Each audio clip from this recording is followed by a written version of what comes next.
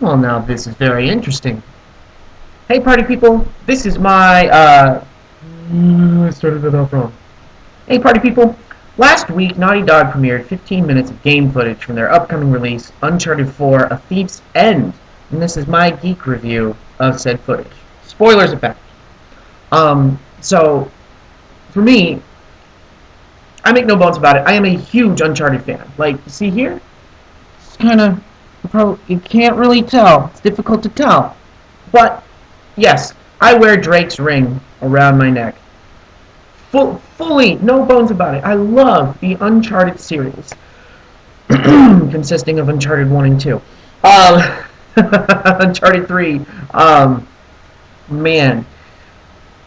I will save my opinion of Uncharted 3 for later. But let's go on to Uncharted 4. So, recently, the 15 minutes of game footage was released and premiered, and we got to see what Uncharted 4 is actually going to look like in action. Or, for those of you who are familiar with the video game industry, we're seeing potentially what the game maybe will end up possibly looking like, you know. I mean, we're a year ahead of its 2015 release, so, you know, things could change. But we've been given an active preview, a live preview, someone playing through the game. So immediately, one of the first things that I noticed that was completely different about what they're doing with Uncharted 4 versus previous games in the series is the climbing mechanics. So there's a point in the game game footage, where Drake is walking around, he's exploring. All the graphics look amazing, by the way. The what happens in the cutscenes and what happens in the gameplay is a seamless transition, and it's wildly detailed, absolutely gorgeous, just tremendous to look at. But Drake is doing some climbing, and he notices that there are some skeletal remains of pirates who had tried climbing before, but ended up suspended off of the rock face. But they have like a knife, and he manages to pull out of the wall, and then he uses to assist him in climbing. Okay, cool. Just making sure that my shitty webcam isn't messing up on me. So he's using his knife to climb.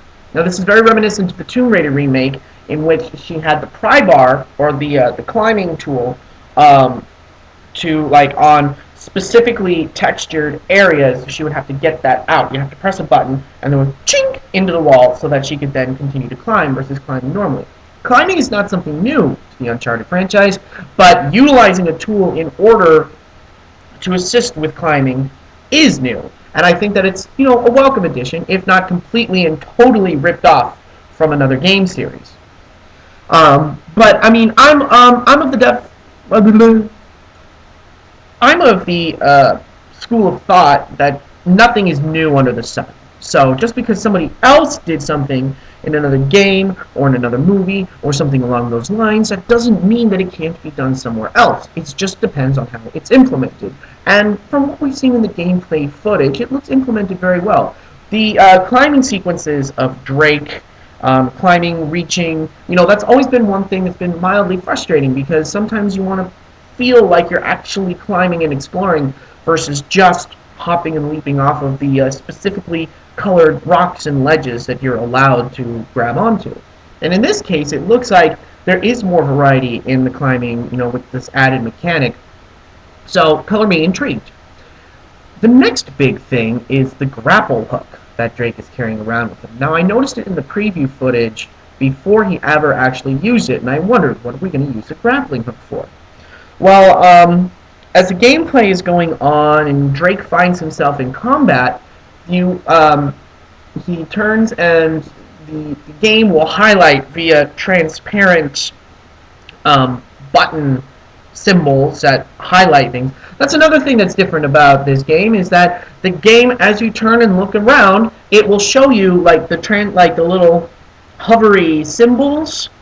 So if you can interact with something, it'll be like, oh look, press this triangle and interact with this. Oh look, press the right button and interact with this. And there's a part of me that's okay with that, kind of.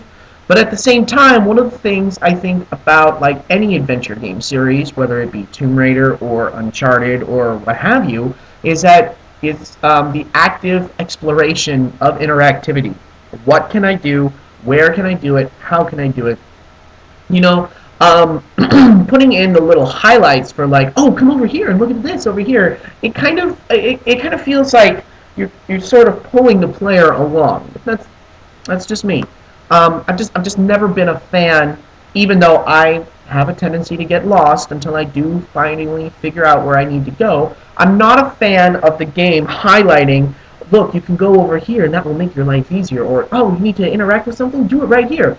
If you stumble upon something and then the button press icon pops up, that's completely different. And Uncharted, the series, has done that previously up to this point, where if you come up close to an item, it will pop up and go, here it is, versus like, oh, it's 10 feet away and there's your button that you need to press to for this thing over. Yeah. I just personally do not like that, but we'll see how it gets implemented in the final build. Back to the grappling hook. So Drake has his grappling hook, and there are like little symbols for pressing the right button. It looks like, and he can toss out the grappling hook and swing out and about. This is something completely new for the series, the swinging aspect. What I liked about it was that in the gameplay, we are on this island, this jungle island. It's rocky, cragged. There's a lot of like different spots to jump across and land on. The altitude varies with the height, so there's going to be a lot of jumping. Or in this case, Drake takes a grappling hook and is able to swing across. Now, what this means for combat is that Drake is able to swing out on the hook and then jump from the rope and then land and punch some guy. Well, some guy. He can land and punch some guy. He can attack, and it looks visceral. It looks fun, and it looks like a much needed added aspect to the game. And then the next thing that I noticed that is completely brand new to the series is the stealth option. Now, with Uncharted, they have had cover-based shooting since the inception. However, what we're seeing here is that very much like in the Assassin's Creed series, Drake is able to dip down underneath very thick foliage, fronds, and hide himself, even in plain sight. So, for a stealth game, I think this is a great idea. Like, you have your options. Running guns, stealth, hide, crawl across, do whatever you want. But being able to hide in the foliage and the jungle itself, even when someone is walking right past you, you do stealth kills. I think that's a fantastic idea.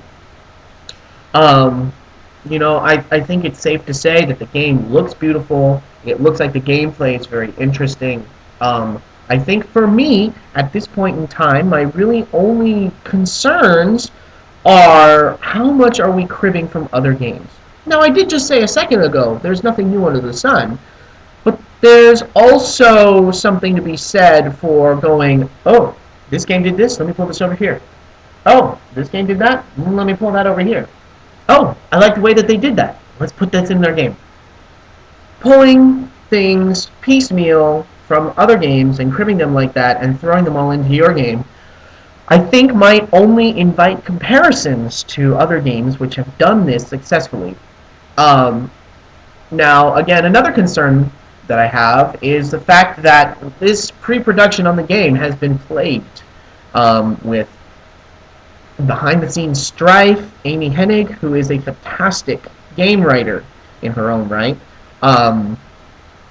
just fuck even being in her own right, she's just a fantastic game writer. Industry standard, she's just amazing. She's been with Naughty Dog for a long time, and she left the game in the middle of production. There's a couple of other people from Naughty Dog who left the game in the middle of production. Now the game is being overseen by the people who made The Last of Us, which I think was a great game, but it was also a game that I was only going to play one time.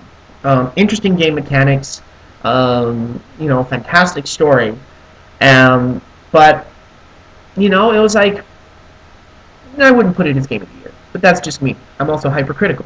So there's been a lot of behind-the-scenes strife. There's been people who have been replaced, like firing, leaving. To to say that it's been a rough development cycle is certainly an understatement. So I see the gameplay footage, and while it looks great, it looks like it's going to play great. I am concerned that, in the midst of all of this development, they just went, okay, we need to do something different. Are you doing it differently for the sake of making a good game, or are you doing it differently for the sake of doing something different and adding something new in? This was something that happened with Uncharted 3, ironically, and I think hurt the game a lot. But like I said, I have my own opinion on Uncharted 3, and you know what? I'm gonna do a My Geek review on Uncharted 3, and I'll express all of that here in the future. So, bottom line, Uncharted 4 looks gorgeous. Uncharted 4 looks like it's gonna play great. Plus, I didn't really get into the environment. I didn't really get into the anything aside from the new gameplay mechanics, because we got the new gameplay mechanics. We have a beautiful looking game. We have a new Uncharted game. That already makes me very excited. If you have not played Uncharted and you are a PlayStation owner, you need to. Even if it's not your genre, you need to. Play 1 and play 2. You can skip 3, but 4 looks like it's going to be fantastic. Do I have some reservations? Absolutely. Am I concerned about the game? Absolutely. I'm hoping it'll turn into, if not, nothing will ever touch Uncharted 2. But we could certainly do with another Uncharted 1 versus another Uncharted 3, which is exactly what I'm hoping will not happen. So, thank you so much for watching this. Trying to do something new at least once a week, whether that be just like thoughts on a trailer or a game or a full-on review. Doing a full-on review is very tough because I have to have the time to really sit down. My reviews are literally off the cuff. Like I take notes. I take some notes, and I look at it, and that's it. And then I just go improv the whole 9 yards. So I really have to have time to be able to sit and talk and take the time to actually do it. I will try and get some more out there. But anyways, Uncharted 4. That's my Geek review. Looks great. Looks like the gameplay elements are going to be added in very seamlessly, and it looks like it will definitely add to the experience. However, I'm worried that we might see repetitive use of said gameplay mechanics, and that it might detract from the game rather than adding something new, and it might, instead of being something fresh, might just feel more reminiscent of other games that have come before. Anyways, thank you so much for watching this. Like, comment, subscribe. If you have anything you want me to review, leave it in the comments below, and I'll see what I can do about it. Check out my game. Talking is not a thing this morning. Check out my gaming channel with my brothers, the California Kings. That'll be in the description below. I'll also leave a link to the Uncharted gameplay footage so that you can go check it out yourself. And that's going to do it. Thank you for watching. I'll see you next time.